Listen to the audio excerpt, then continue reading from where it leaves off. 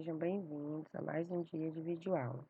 Bom, pessoal, hoje nós vamos fazer nossa revisão de ciências, tá? Que é o nosso assunto do TD, né, que está aí com vocês.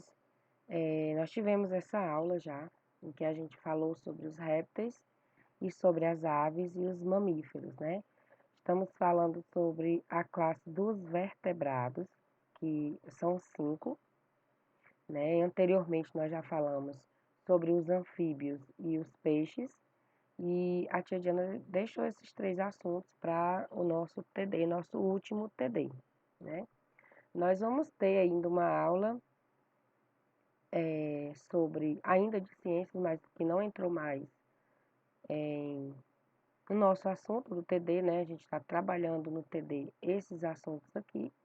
E a tia Diana vai fazer um resumo, assim, uma revisão breve, só para ajudar mesmo aí no TD de vocês, tá bom? Então, assim, algumas perguntas trazem sobre as características dos répteis, alguns exemplos desses répteis. Então, é preciso que vocês façam a leitura desse capítulo, tá bom? Tudo que eu coloco no TD, além da explicação da videoaula e da revisão, eu não fujo do assunto que está no livro de vocês. Então, eu sempre falo, quando eu pegar o TD, o assunto do TD está especificado bem no início do TD, e também todo o assunto está aí no livro de vocês, que foi trabalhado nas videoaulas, ok? Então, a gente vai relembrar um pouquinho sobre os répteis, né? Eles são animais que têm o corpo coberto por placas rígidas, carapaças ou escamas. Alguns desses répteis, eles rastejam para se locomover, que é o caso da cobra, né? E outros se locomovem com os 4 membros, se arrastando, né, a parte vertical do corpo, que é o caso dos crocodilos, lagartos e jacarés e as tartarugas. Esses animais, eles têm sangue frio, por isso não conseguem viver em regiões com temperaturas baixas. A maioria desses animais bota ovos, então chamamos de ovíparo, né? E seus ovos são chocados pelo calor do sol. Mas existem alguns tipos de cobra e lagarto cujos filhotes eclodem do ovo dentro do corpo da fêmea e já nasce fora dessa proteção. São chamados de ovovivíparos. E aqui nas imagens vocês podem ver exemplos dos répteis, né? O lagarto, a tartaruga, o camaleão, o jacaré, né? Os crocodilos. Eles respiram pelos pulmões também, tá, gente? Quando eles se adaptam à vida da terra. Exemplo, os répteis, eles podem ter uma vida aquática, como eles também têm uma vida terrestre, né? No caso dos crocodilos, dos jacarés, da tartaruga, dos lagartos a gente encontra ele mais na terra mesmo. Mas esses outros exemplos que eu citei, eles também fazem parte de uma vida aquática e terrestre. Tanto que a gente vê em filmes ou desenhos, os jacarés, tanto dentro d'água quanto fora, né? Eles têm uma característica muito forte de se camuflar, né, para poder pegar a presa. Isso é uma das características dos répteis, no caso dos crocodilos e jacarés, e como também dos lagartos e dos camaleões. Eles também têm essa característica da camuflagem, né? E aqui eu trago imagens, né, de alguns répteis, só falando um pouquinho mais, relembrando que eles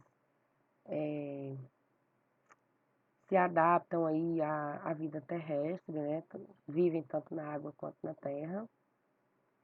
E eles não dependem da água nem para se reproduzir, nem para respirar, tá? Eles respiram fora dela também, né?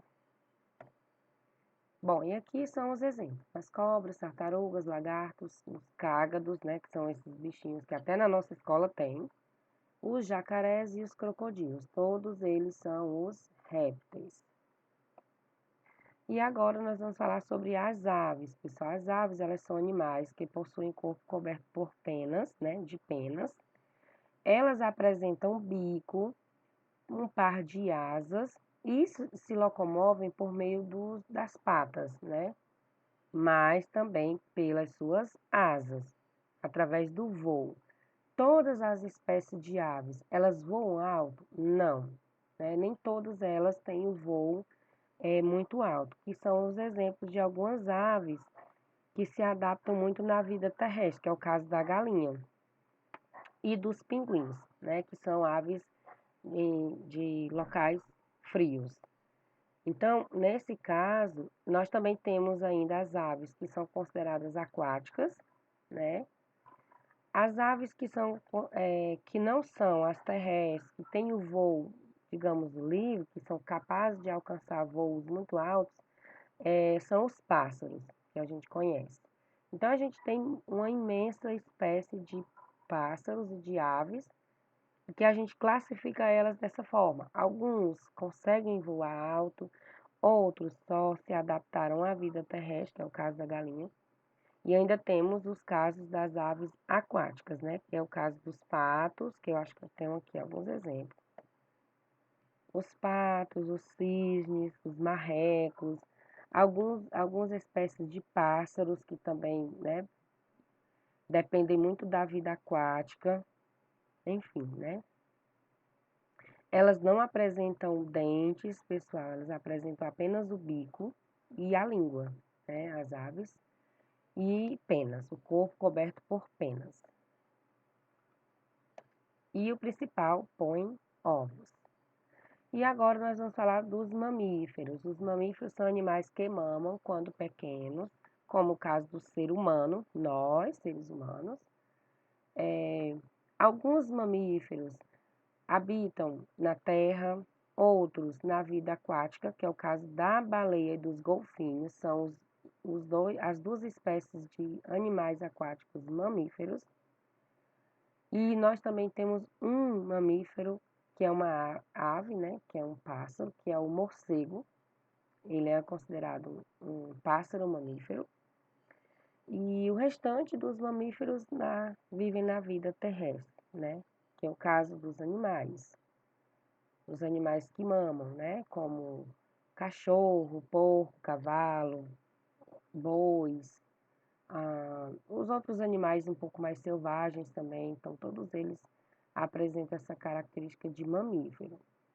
E dentro dessa classe dos mamíferos, eles se subdividem de três formas, digamos assim, eles se apresentam de três formas, que são os carnívoros, que são os animais que se alimentam exclusivamente, pessoal, de carne, tá? Eles só se alimentam de carne, que é o caso da onça, dos lobos e dos leões. Aí nós temos também os animais herbívoros, que são os animais que se alimentam exclusivamente de vegetais, que é o caso dos bois, cavalos e as capivaras. E os onívoros, que eles se alimentam de plantas e também de outros animais, que é o caso dos porcos, raposas e dos seres humanos, nós.